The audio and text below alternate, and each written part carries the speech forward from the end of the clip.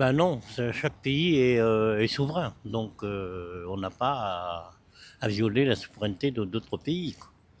Mais il y a des moments que les présidents, c'est des personnages dangereux pour le pays. Pourquoi pas? En soi, c'est une excellente chose. Je trouve que Maduro est effectivement exfiltré, etc. Après, ça pose des questions qui sont évidemment des questions de droit international qui nous questionnent tous. Trump aurait dû consulter le Congrès et avoir l'aval du Congrès américain avant de mener cette opération. Donc toute action, soi-disant pour lutter contre le narcotrafic qui n'est pas validée par le Congrès, est une atteinte au droit international.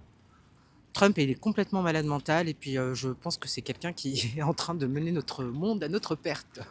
Maduro, c'est quand même un personnage. Danser devant son écran quand Trump regarde la télé, alors que Trump l'a averti 3-4 fois qu'il fallait qu'il arrête son cinéma.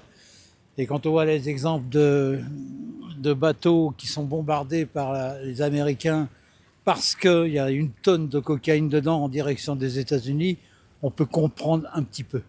C'est un non-respect du droit international et un non-respect aussi du droit de chacun de vie de faire ce qu'il veut chez lui en fait.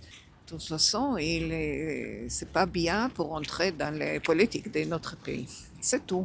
Je ne suis pas vénézuélienne et je ne vis pas au Venezuela, mais j'aurais tendance à penser, de ce que j'ai pu voir, en tous les cas, qu'il y en a beaucoup, beaucoup, beaucoup qui se réjouissent. Non, c'est pour montrer qu'il y a une nouvelle doctrine internationale qui se met en place, qui est totalement différente de celle de 1945 après la Seconde Guerre mondiale, où on est dans le réalisme politique le plus pur, et ce qui fait qu'il n'y a quasiment aucune science juridique aujourd'hui qui pourrait expliquer les relations internationales. On est vraiment... La scène peut se reproduire dans le Donbass, la scène peut se reproduire à Taïwan.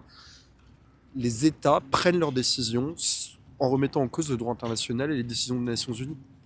Rappelez-vous, Kennedy, Khrouchtchev, ils vous laissent partager le monde. Nous sommes bien d'accord. Vous êtes là au large en mer, sur un bateau, voilà. C'est qu'un prétexte en fait, je pense, pour Trump, pour pouvoir justement aller coloniser le reste. Regardez, maintenant il va s'attaquer aussi à Cuba, il va s'attaquer au Brésil, au Mexique. Donc bon, voilà, il y a un moment donné, c'est un peu... il grappille les territoires pour que les États-Unis soient encore plus grands, tout simplement. L'Irak, c'est pareil, ils ont fait la même chose en Irak, c'était pour le pétrole, quoi. Tout le monde le sait, c'est par rapport au pétrole. Il veut faire la même mise sur les richesses du Venezuela, c'est tout, hein. On ne fait rien pour rien en fait. C'est pour le pétrole.